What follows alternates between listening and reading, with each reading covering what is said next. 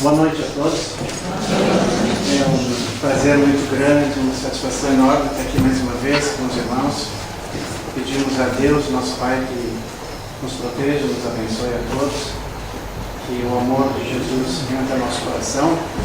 Pedimos a proteção e a bênção do nosso guia espiritual da nossa casa e aos mentores do plano espiritual que acompanham o nosso trabalho de hoje, que a gente possa fazer um bom proveito do estudo de hoje.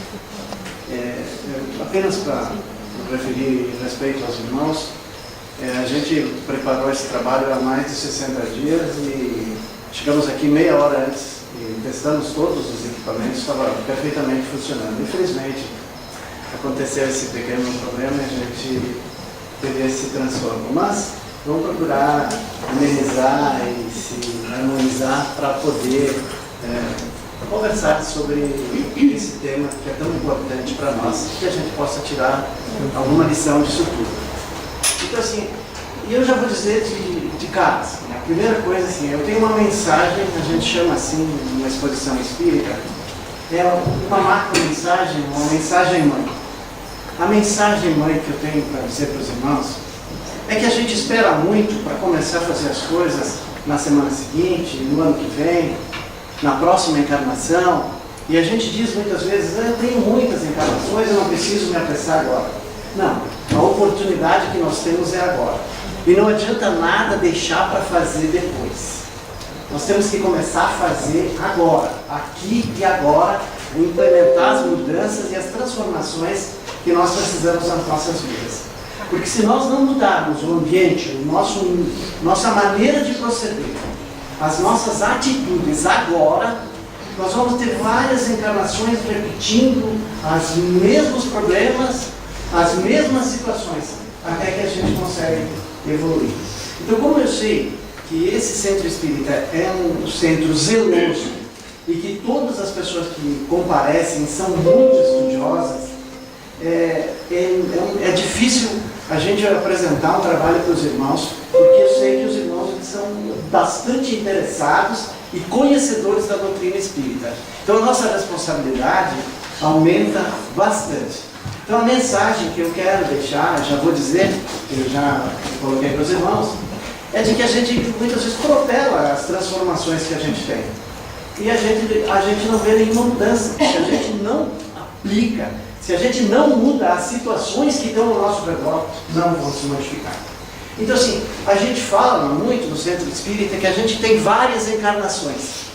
Na verdade, que a gente tem várias vidas. Na verdade, nós temos uma vida só. E nós temos várias encarnações, né? Então, várias vezes a gente vem aqui nesse mundo material, o nosso espírito vem aqui, toma um corpo de carne e passa pelas provações, pelas dificuldades, pelos ensinamentos, pelas lições. E a gente vai até o ponto que a gente compreende que alguma coisa tem que ser mudada, que alguma coisa não está bem em nós. Então, por isso que a gente fala em transformação, reforma íntima, né? Então, a gente fala muito do centro espírita de reforma íntima. Mas nós, como estudantes da doutrina espírita, todos nós que somos estudantes da doutrina espírita, temos que ter consciência que essa transformação é necessária para que nós possamos evoluir, crescer, nos aproximar cada vez mais da perfeição, cada vez mais de Deus. Então, o tema de hoje é E a Vida Continua. Foi baseado no livro Obras Póstumas de Allan Kardec e do livro de André Luiz, Psicografia de Francisco Xavier, e A Vida Continua. Tem um livrinho ali, eu gostaria que o Carlos mostrasse para os irmãos aí. Tem um livro, A Vida Continua, está bem na primeira fila aqui, ó.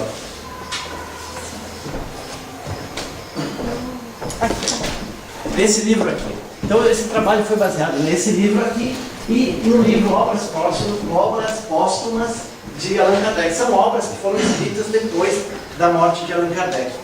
Então, esse livro aqui retrata, é um romance que retrata a história de uma pessoa que ela se encontra no plano espiritual e lá no plano espiritual ela se dá conta de que ela continua viva. E simplesmente o que morreu, o que deixou de existir e pereceu foi o corpo de carne. Então, nessas duas obras, se os irmãos quiserem depois ampliar esses estudos, nessas duas obras vão encontrar um material que pode ajudar.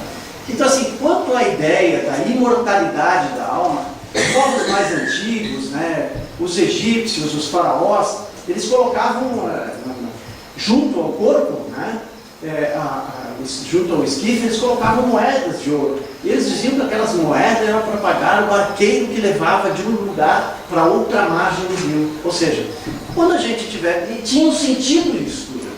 Talvez eles não tivessem a compreensão que hoje os irmãos conhecedores da doutrina espírita têm. Que a gente sabe que a gente tem uma passagem do corpo decado, do plano material para o plano espiritual. Então eles diziam que eles tinham que pagar o barqueiro, por isso botavam o dinheiro junto, né? Aquelas moedas de ouro para pagar o barqueiro para fazer o transporte deles, de um mundo para outro. Eles tinham uma outra conotação, mas a realidade era demonstrar isso aí. Eles já tinham um profundo conhecimento da sobrevivência do espírito, da imortalidade da alma. Então, assim, Gabriel Delaney é um escritor espírita, no livro A Reencarnação, ele fala assim que os povos da Ásia e da Grécia acreditavam na imortalidade da alma. Muitos procuraram saber se essa alma fora criada no momento do nascimento ou se existe antes. Então é um questionamento que já há muitos anos antes de Cristo, né? Por exemplo, Platão, 453 anos antes de Cristo, Sócrates, eles já tinham esse costume de tentar ver da imortalidade da alma. O próprio Sócrates, quando foi condenado, obrigado a tomar cicuta, ele disse que aquilo lá não ia ser tão rápido, né? Que bom se não tivesse nada, era como uma noite sem sonhos, ou então ele ia encontrar com os amigos dele que já tinham partido para o outro plano. Então assim, ele já tinha uma compreensão de que existia um outro plano. Então nós estamos aqui estudando e nós temos que deixar muito claro que existe um outro plano, um plano espiritual. Nós estamos aqui, matéria, nós sentimos, nós tocamos, nós enxergamos. E existem os nossos irmãos no plano espiritual, um outro plano que está junto com esse plano, que é o plano espiritual, que nós não enxergamos. Porque nós temos esses sentidos da visão, da audição, e existem outros irmãos que têm a clarividência que podem enxergar esses espíritos. Então assim, é uma glândula epífise que fica lá no meio, do tamanho de um grão de ervilha, e tem um desenvolvimento que larga uma substância chamada melatonina, e isso então cria uma aura ao redor da pessoa e ela consegue se comunicar com o plano espiritual e consegue ver e enxergar também o plano espiritual. E assim, o importante, né, não é tanto ver, mas acreditar, né? Então assim, a gente muitas vezes a gente duvida, nós não temos talvez uma fé, né, mesmo quanto espíritas, né, que a gente conhece, estuda e tem uma visão muito clara da reencarnação, do mundo espiritual, nós às vezes duvidamos disso, da imortalidade da alma. Então assim, é importante que a gente tenha uma fé e que possa realmente conduzir, nós possamos conduzir a nossa vida aqui, de maneira a saber que lá no plano espiritual nós vamos continuar com as mesmas situações que nós temos aqui. Então por isso que é necessário se implementar essa mudança. Então assim, eu tinha um amigo do Chico Xavier, Antônio Loreto Flores. Ele fundou várias instituições espíritas, mas ele se fixou no Centro Espírita Amor e Caridade, que ele fundou junto com os amigos em 1947 e presidiu essa associação até 1954. Ele viveu uns 54 anos, morreu um jovem, Antônio Loreto Flores. Trabalhou junto com o Chico Xavier, conheceu a doutrina espírita através do Chico, e ele entrou num processo, né, que nem é feito aqui no Centro Espírita, a campanha do quilo, de arrecadar alimentos não perecíveis para distribuir para as pessoas mais necessitadas.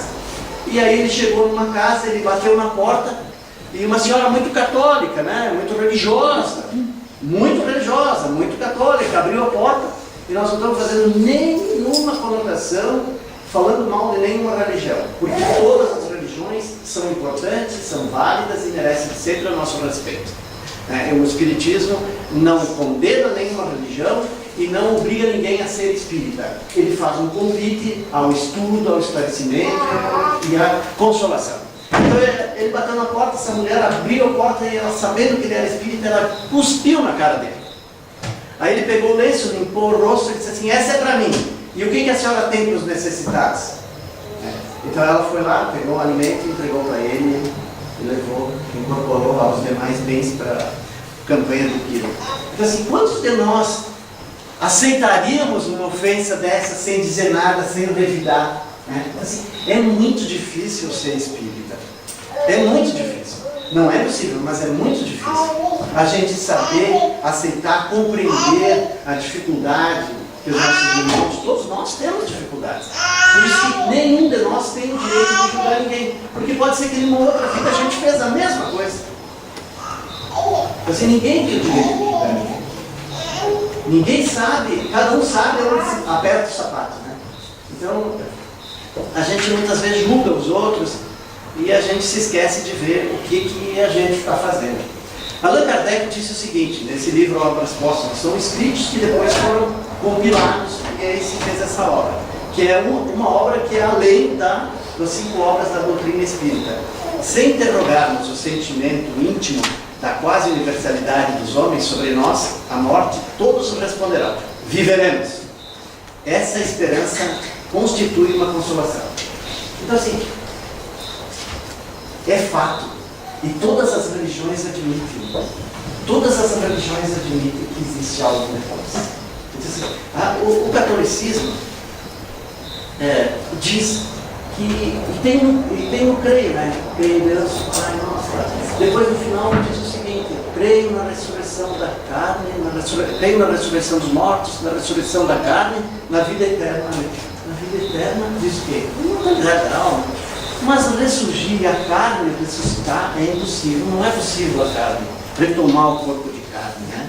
Então assim, no tempo do colégio, assim, a gente tinha educação religiosa no colégio, e a gente ouvia isso, mas a gente perguntava: mas como é que vai pegar o corpo lá, apodrecido, e mas para Deus nada é impossível, né? Mas pelas leis da física é impossível a carne ser reconstituída, né? Ela pode ser reconstituída de uma outra forma, ela pode se modificar, né? Pode se transformar e de uma outra forma dar uma origem ao novo corpo, né? Não aquele corpo lá se restabelecer e continuar vivendo. E era nesse sentido que a gente compreendia. Hoje não, a gente sabe que é no outro sentido que isso era dito. Então tem um diálogo até que Jesus teve com Nicodemos. Nicodemos era um príncipe judeu, e ele, muito envergonhado, foi lá na casa de Pedro, onde Jesus estava, bateu na porta e chamaram Jesus, né? Imagine ele tendo um diálogo com Jesus. Aí ele disse: mestre, como é que eu sei que tu és de Deus? Porque nós não poderíamos fazer essas coisas que tu fazes, né? Aí ele disse assim, aí Jesus disse para ele assim: olha, ninguém poderá ver a Deus se ele não nascer de novo. Aí disse: como pode um homem já morto entrar de novo na barriga da mãe? Aí ele disse: o que é água, e o que é espírito, é espírito. E por que água? Porque o nosso corpo é praticamente composto de água. Por isso que Jesus usou. E Jesus, como um profundo conhecedor, sábio, ele usou essa expressão. Então, esse diálogo foi Jesus com Nicodemos. E isso está em todos os livros sagrados, conta essa história. Só que assim, Jesus deixa muito claro: renascer de novo. Aquela carne ressuscitar é impossível. Então assim, Jesus deixou muito claro e registrado que havia reencarnação. Ao tempo de Moisés, eles seguiam o judaísmo, adotaram aquela lei como princípio, era um povo que seguia rigorosamente a lei. Mas, quando veio Jesus, eles não acreditavam que Jesus fosse o transformador. Agora, quando vem o Espiritismo e fala sobre a reencarnação, as pessoas não acreditam. Querem continuar acreditando numa outra coisa lá, mais atrasada, levando uma tradição que foi dito isso assim, de pai para filho, e não quebra esse paradigma e começa de uma nova visão da coisa. Quando a gente tem uma visão de que existe a reencarnação e a gente adota isso para o nosso dia a dia, não é aquele negócio que no final lá nós vamos ser julgados. Não, nós estamos sendo julgados aqui e agora, pelo que a gente faz aqui e agora. Não é amanhã. Não é amanhã. É pelo aqui e agora. Tem que andar aqui. Então, e nós, estudantes do Espiritismo, o que pensamos e esperamos do fim da vida? Qual o impacto que a certeza da imortalidade da alma sedimentada pela doutrina espírita traz para a nossa vida diária? Estou vivendo como um espírito mortal ou como um ser mortal? Então, assim, a gente vai lá no grupo de estudos, a gente ouve palestras, a gente toma face, a gente faz o evangelho, domingo de noite, mas nós estamos vivendo como um espírito imortal? Ah, eu sou espírita. Certo, muito bem. Mas tu está vivendo como um espírito imortal? Essa é a questão. Essa é a pergunta que nós precisamos nos fazer. E em que esse conhecimento tem mudado a nossa vida? A gente saber, assim, olha, existe a reencarnação, perdi uma pessoa que eu amava muito bom, mas eu sei que posso me encontrar com ela, eu sei que ela não deixou de existir, eu sei que ela está num outro plano. Então, há pouco tempo conversei com uma pessoa que tinha perdido o pai e ela estava muito sentida. Aí conversei, expliquei, falei, porque é um dever do espírita consolar e esclarecer. Então falei sobre a reencarnação, falei sobre o tempo de vida que a gente tem aqui. Ninguém fica para semente, a gente já sabe disso, né? E aí a pessoa ficou melhor, daí passou um tempo, conversei de novo com ela, vi que ela estava bem melhor. E ela me disse, sabe, eu sonhei com meu pai. E aí? Porque quando a gente sonha, quando a gente sai de noite, dormindo, a gente sai do corpo. A gente sai do corpo e a gente se encontra com os irmãozinhos do plano espiritual. E aí o que aconteceu? Né? Eu vi meu pai, e o que ele disse? Eu estou 10 vezes melhor. A gente tem que cumprir toda a prova que tem aqui. Não adianta a gente abreviar e querer tirar 1 minuto. Mas a nossa verdadeira pátria, nós temos que se convencer disso. É no plano espiritual. A gente está aqui provisoriamente preso dentro de um corpo de carne. Assim, não é que a gente deve desprezar a nossa vida, tem que deixar muito, muito sublinhado isso. Nós não devemos desprezar a nossa vida. E nós temos um tempo para ficar aqui. E nós temos que aproveitar bem esse tempo. Porque senão a gente vai ter que recomeçar uma nova encarnação. E o importante é começar agora. Já. Então, se a morte chegasse hoje, o que eu faria? Como é que a gente ia se apresentar diante de seu Cristo no dia? Como que eu agiria? Então, assim, nesse livro Obras Póstumas, nós temos 5 alternativas. Então, 5 doutrinas. Doutrinas é um conjunto de normas, né? Então, nós temos a doutrina materialista, panteísta, deísta, dogmática e espírita. Rapidamente, nós vamos ver. Doutrina materialista, na inteligência do homem, é uma propriedade da matéria. Nasce e morre com o organismo. O homem nada é antes nem depois da vida. Então, assim, essa doutrina, esse conjunto de ensinamentos, diz assim, quando o cara nasceu, ele nasceu, a alma foi criada, e quando ela morreu, terminou. Essa é a doutrina materialista. Por isso, muitas pessoas que são materialistas, elas querem viver tudo o que tem agora. E aí eu procuro pensar assim, como é que esses políticos conseguem tirar o dinheiro que vai para os presídios, para a alimentação dos presos, o cara lá que está segregado, das crianças, como é que o cara tem coragem? Né? Porque ele só vê a vida dele naquele momento. Ele não consegue enxergar além. Né? Então assim, ele é digno de pena. É digno de pena. Então esses irmãozinhos que estão governando o país, que governaram, eles já foram políticos em outras épocas. E eles vieram aqui e tiveram uma nova oportunidade dentro da política. E o que eles começam? O que eles estão fazendo? A mesma coisa. Por isso, nós como estudantes espírita, nós somos privilegiados. Nós achamos uma mina. Nós achamos uma mina de ouro. Porque nós estamos aprendendo e temos consciência de que todos os atos que nós tivermos, os bons, vai resultar numa coisa boa, os atos ruins vão resultar numa coisa negativa. E quem vai colher isso somos tudo que a gente plantar é a gente que vai colher. A gente tem N oportunidades, mas se a gente não aproveita, nós vamos viver nesse ciclo. Então todos esses políticos que estão ali, eles querem aparecer, eles querem glórias, eles querem dinheiro, eles querem ter uma mulher nova e custa dinheiro, né? Eles querem se vestir bem e custa dinheiro. Então eles têm um valor limitado, e o que eles vão fazer? Eles vão arranjar um jeito de cavalo. Só que assim, isso está revertendo justamente para eles. Isso vai voltar, vai retomar, vai voltar aquilo para eles. Então assim, isso vai ser feito sem barulho e sem violência. Sem barulho e sem violência.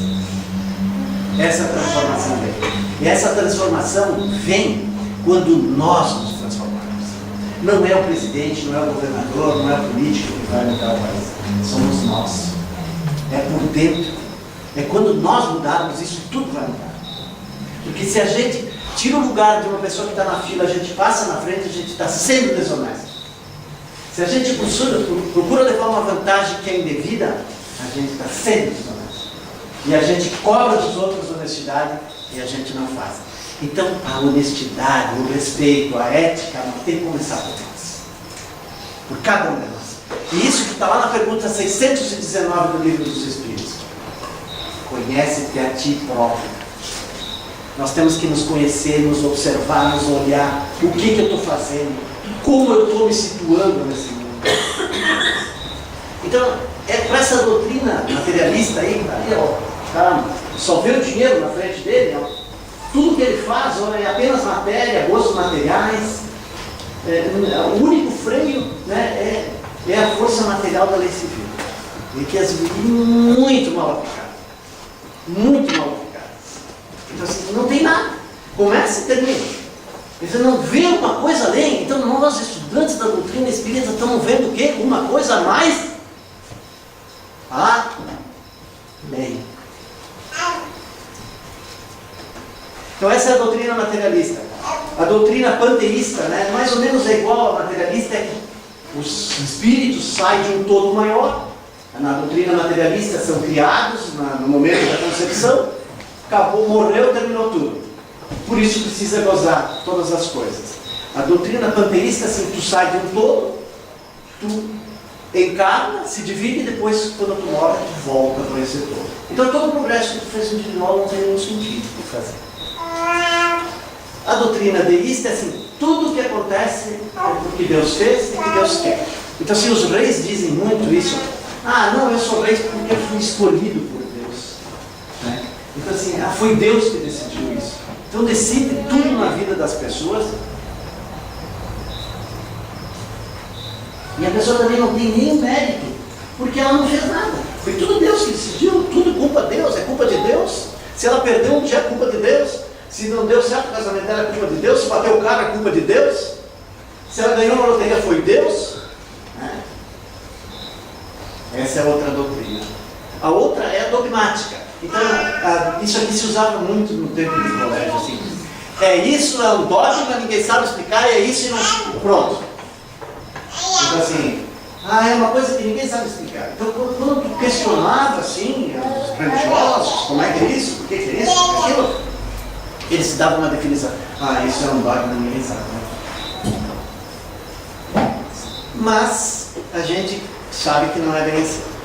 A doutrina espírita, agora vamos ver como é que é mais leve a doutrina espírita.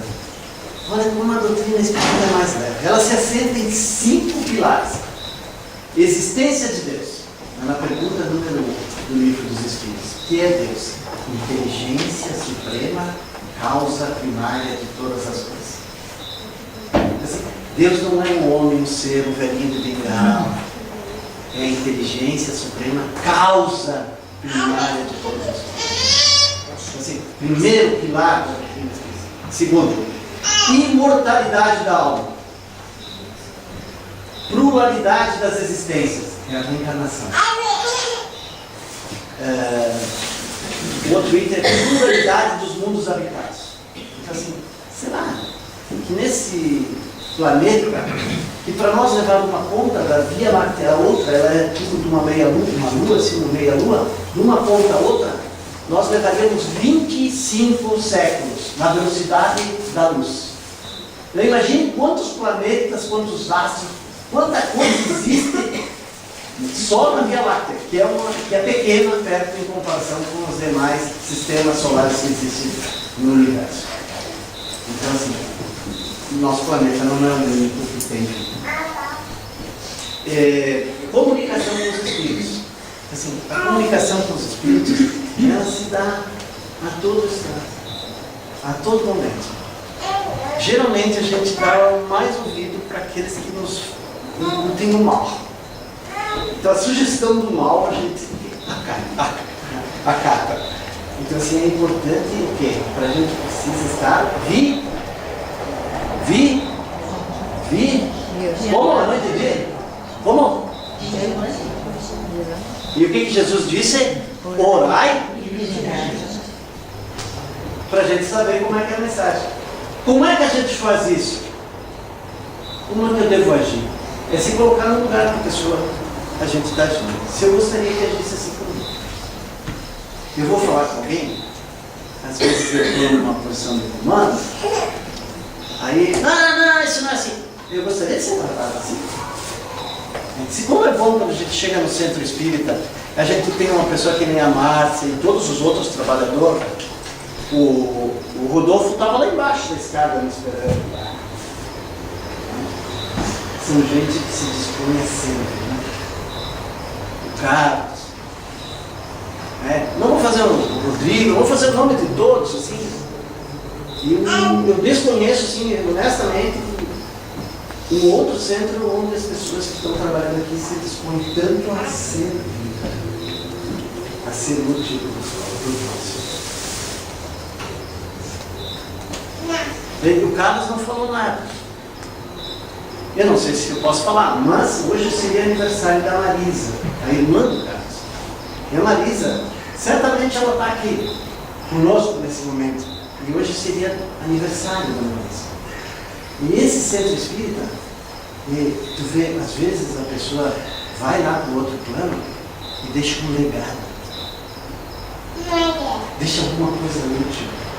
Em função da Marisa, em função da própria doença da Marisa, as pessoas começaram a se reunir e fazer prece. E aí se tornou o centro espírita para ajudar uma pessoa. E tem feito tanto bem para nós todos. Assim, que bom a gente chegar para o outro lado e deixar um legado. Né? Como é ruim o cara estar lá no velório, deitado no caixão, e os caras do lado falando, será que a amante dele vai vir aí? Né? Será que isso? Esse cara ficou devendo para todo mundo, mas ele não prestava, ele bebia mesmo, fumava, está aí. Né? Isso é desagradável para o cara que é o espírito que está aí. Os irmãozinhos do plano espiritual que vêm para fazer o desligamento têm extrema dificuldade para fazer o desligamento do espírito do corpo de cada quando tem uma situação assim. E lá, quando a gente vai no velório, a gente fala de tudo que é assunto, menos daquilo que importa, a oração da pessoa que faleceu. Que ele seja recebido, que os bons espíritos acolham o nosso irmão. Não precisa ficar uma hora lá, 5 minutos. Às vezes a prece de uma pessoa na porta vale mais do que o cara que ficou 24 horas lá no velório. E as pessoas falam tudo que é assunto, menos aquilo que importa. Por favor, pedimos aos mentores do plano espiritual que conduzam o nosso irmão, que seja feito o desligamento. Esses 5 princípios da doutrina espírita. Então, assim, reencarnação, essa palavra é uma palavra grega, né? Reencarnar, ação de voltar ao corpo de carne. Ela é chamada assim, palingenesia, do grego, palin, de novo, gênesis, nascimento, nascer de novo, reencarnação. Lá é uma origem grega essa palavra.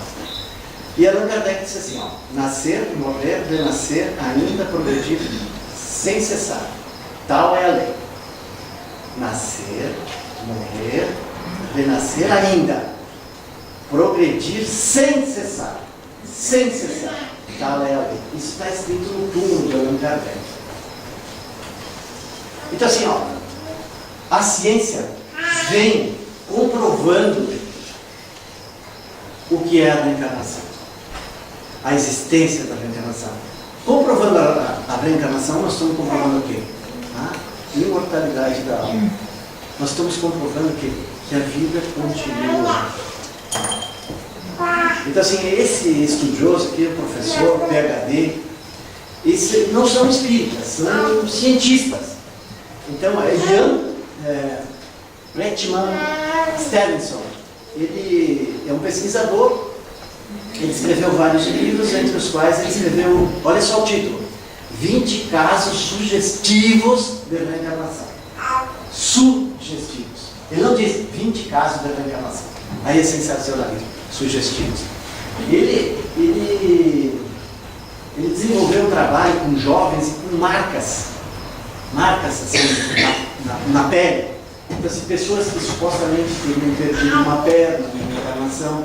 Então ele conta nesse livro a história de um piloto, um menino que aos 5 anos ele desenhava aviões, e aí ele disse que tinha sido um piloto da Segunda Guerra, um piloto alemão, e que junto com um colega ele tinha feito uma incursão e o avião dele tinha caído.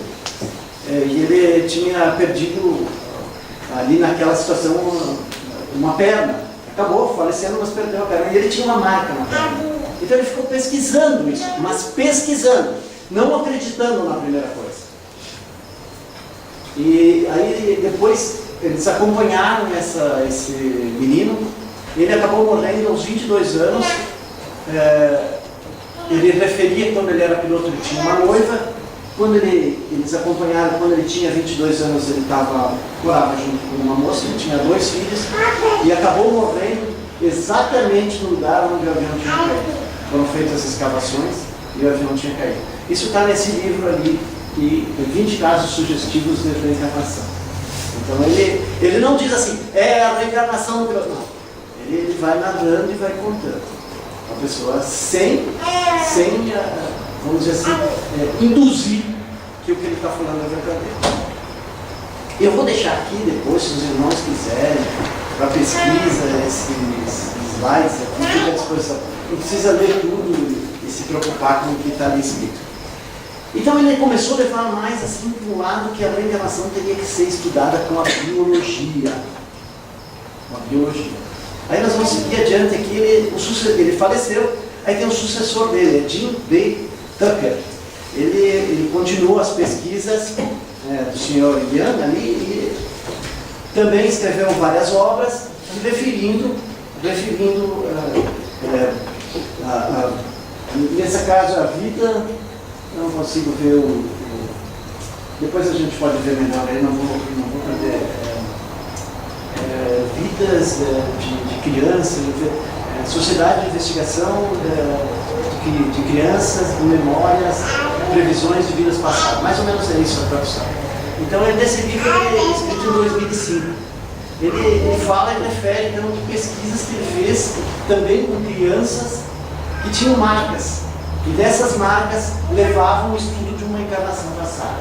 Então, isso é a ciência comprovando o que o Espiritismo diz. Porque Allan Kardec, ele foi um cientista. Então ele era um professor, poliglota, e ele fez um estudo. Ele não aceitava qualquer mensagem dos espíritos. Ele ia questionar. Ele ia a fundo para ver se aquilo era verdadeiro. Ele confrontava uma mensagem que alguém mandava para ele dos Estados Unidos com outra mensagem de alguém que mandava da Alemanha. Então ele tinha um quadro mais ou menos que nem essa sala aqui, era tudo pilhas de mensagens. Então assim, ele não aceitava qualquer informação, ele ia a fundo para ver se é verdade. Então vejam como a nossa filosofia, a nossa doutrina, o nosso espiritismo está sentado sobre bases sólidas. Não é uma coisa jogada assim, eu sou espírita, é o espiritismo. Não, ele está sentado em 5 pilares determinados com estudos profundos de um cientista que dedicou 12 anos da vida dele.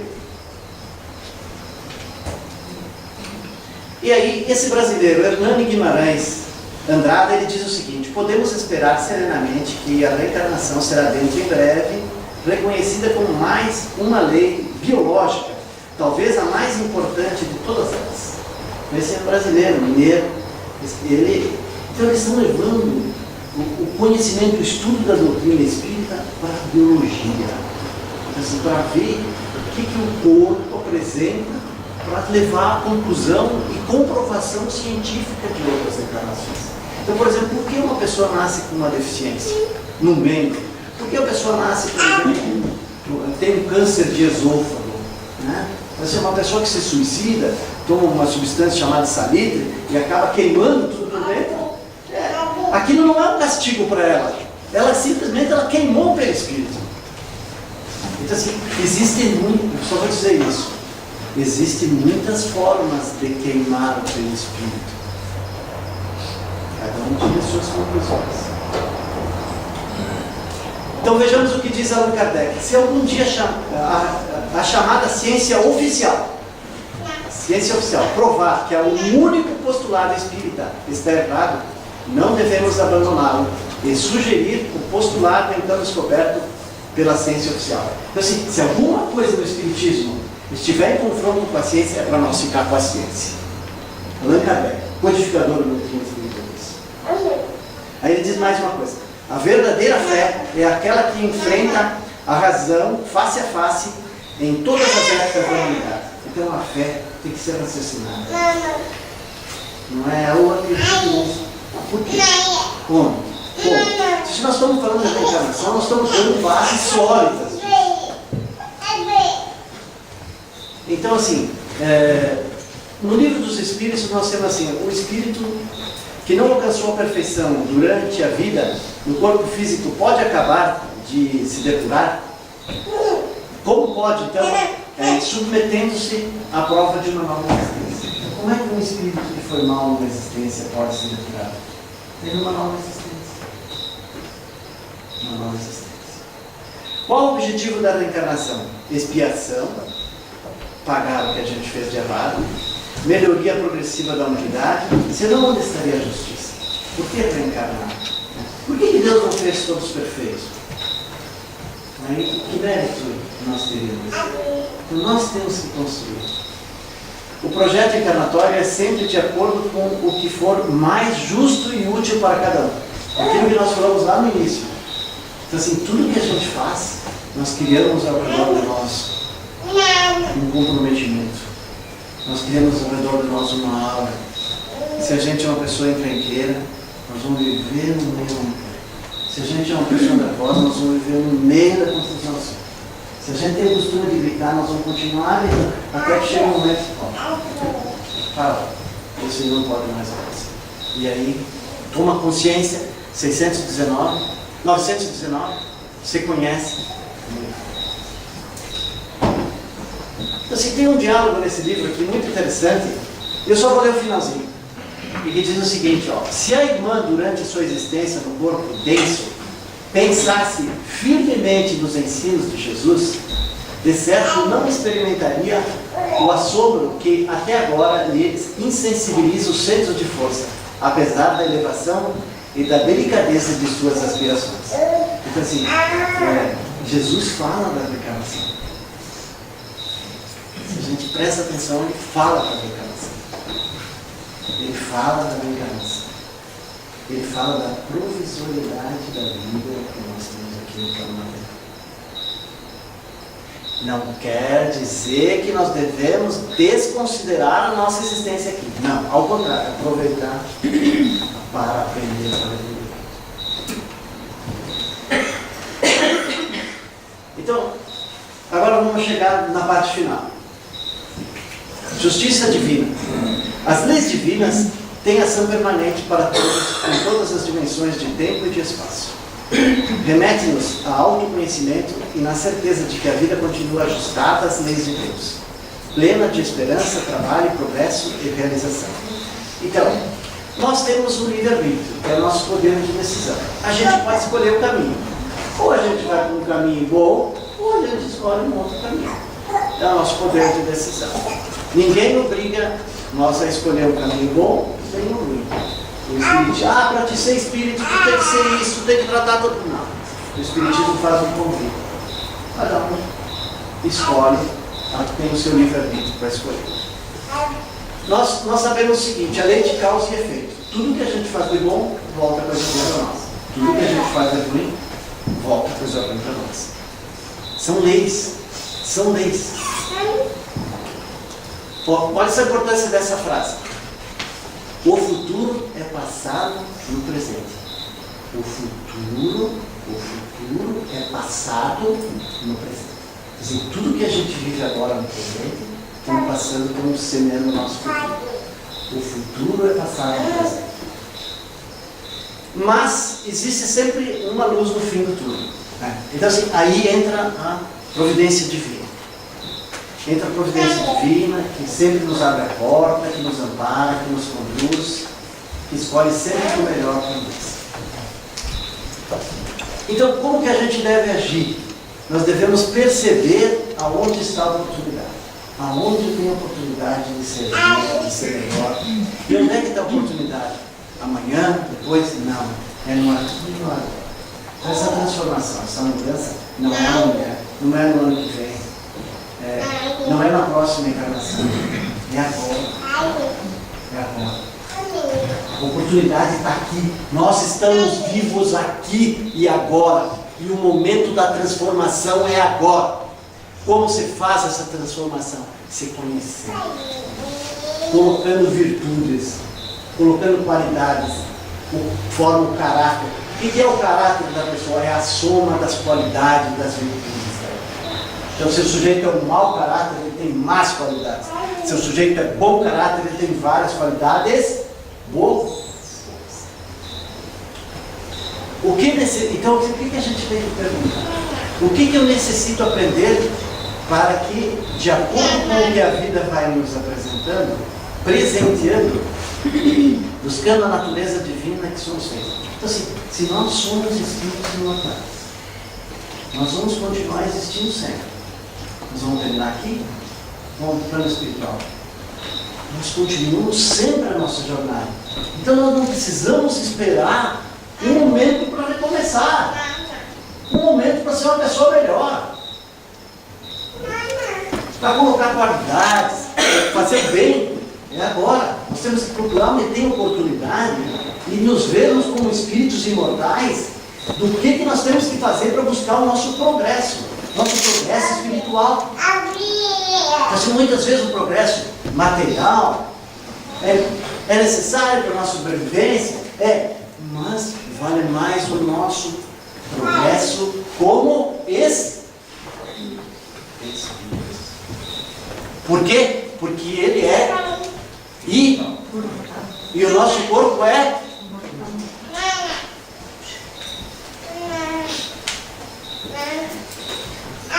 Façamos a busca do ser integral que cada um de nós é, para que possamos palmilhar o caminho superando-nos.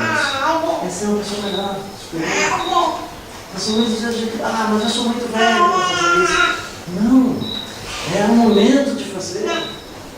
É o momento de fazer. Reflexões. Então assim, a gente tem dois caminhos. Nós temos o caminho lá da tristeza, né? E nós podemos escolher o lado feliz da vida. Esse aqui, a pessoa escolhe como é que quer ficar.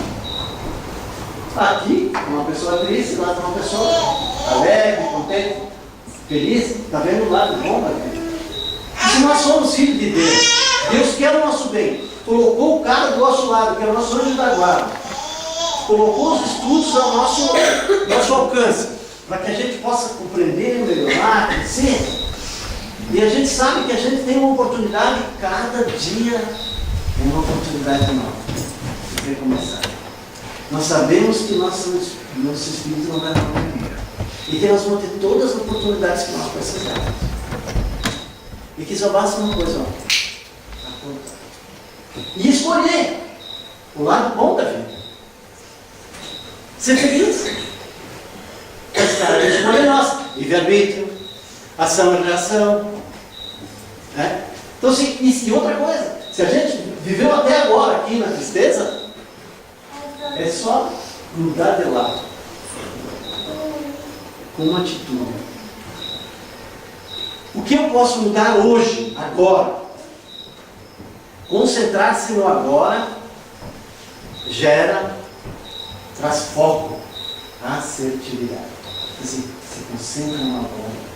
A gente pensa uma coisa lá adiante e se esquece de viver o momento presente. Se nós estamos aqui, nós estamos pensando lá na novela, estamos pensando lá no futebol. Não, temos que aproveitar agora aqui esse momento. E viver aqui e agora, tirar todo o proveito que a gente pode agora. E uma outra coisa, a gente sempre bota a responsabilidade no outro. no governo, no tempo.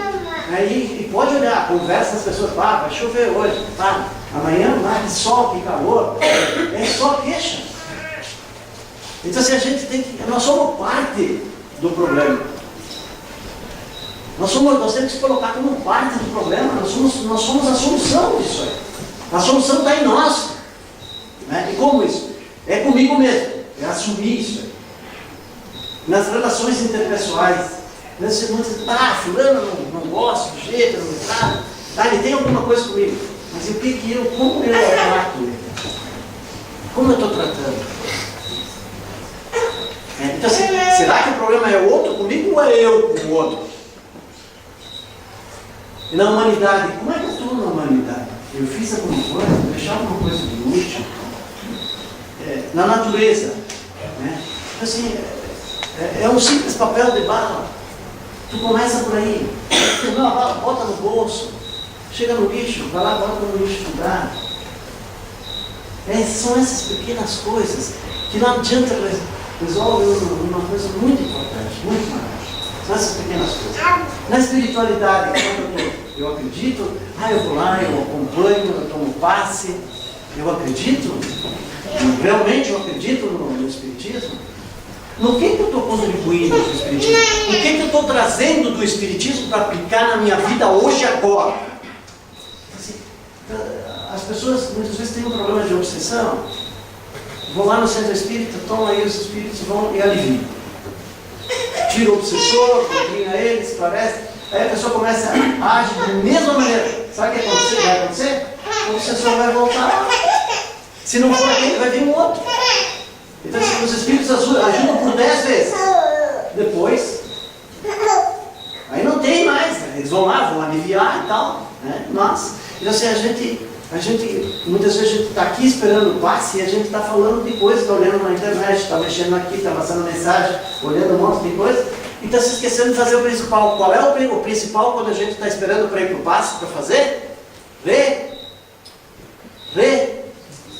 Rezar, orar, se concentrar. Então se o cara chega lá, olhou todas as mensagens, chega lá, senta no passe, não recebeu nada. Porque não teve fé. É que nem o jogador entrou com a tua camisa, chegou, foi jogar. Eu fiz o meu melhor, perderam.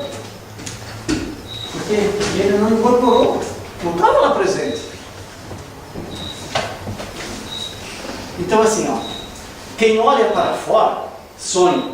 Quando nós olhamos para fora, nós sonhamos. Quem olha para dentro, desperta. Então a gente olha muito para fora, fica sonhando, imaginando, e se esquece de olhar para dentro, para ver.